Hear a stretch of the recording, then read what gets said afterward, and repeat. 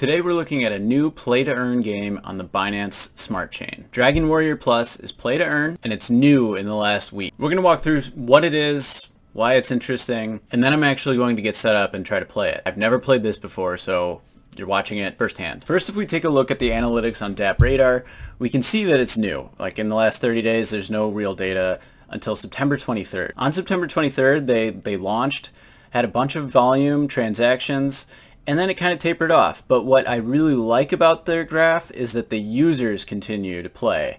And they actually got more users, and then it's somewhat steady.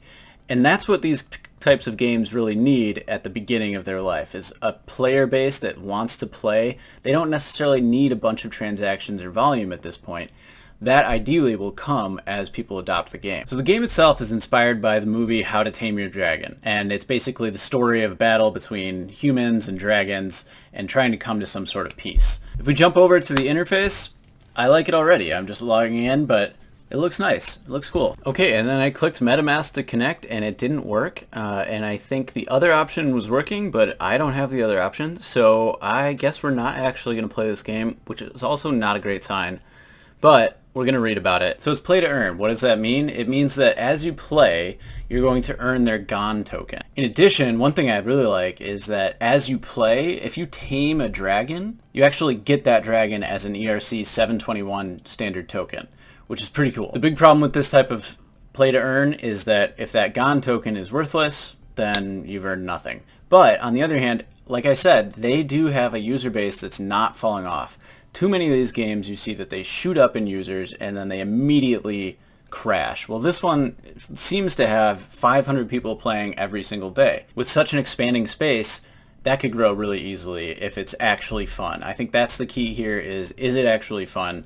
If it is, and you can earn a little bit, then it's going to grow. So I found some screenshots of the gameplay.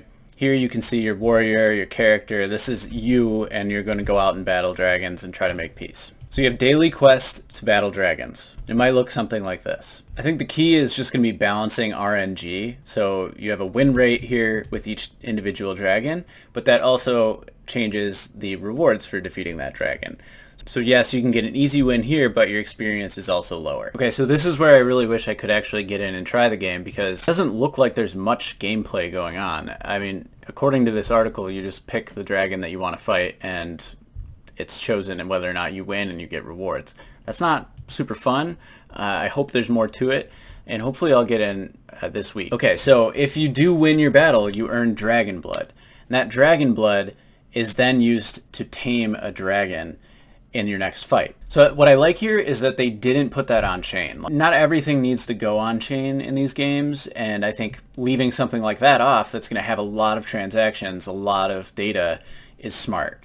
That way only their token is on chain, and the fees for interacting with the token are also minimized. Okay, so you can also boost your character sort of, or train them over time by staking the GON token, which I love. I just love it when they have a token that they bring back in and make it useful in the game. So by staking your GON token, your character is going to level up over time. Okay, they have a cool group feature that I like. I think too many of these games are kind of like super single player or PvP focused.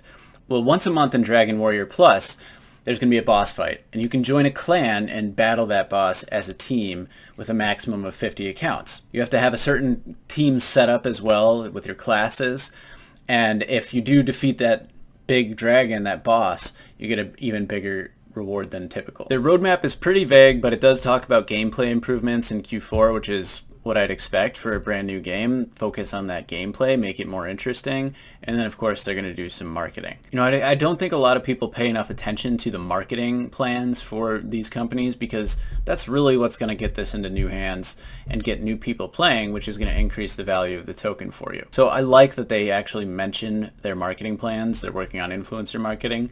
Yes, that's very vague, but so many projects right now just aren't even doing marketing really. They just do Twitter. Okay, so from the outside in, it sounds kind of cool. The gameplay might be a little light, but overall I like the way it looks. I like what they talk about in their roadmap and their documents. It sounds fun.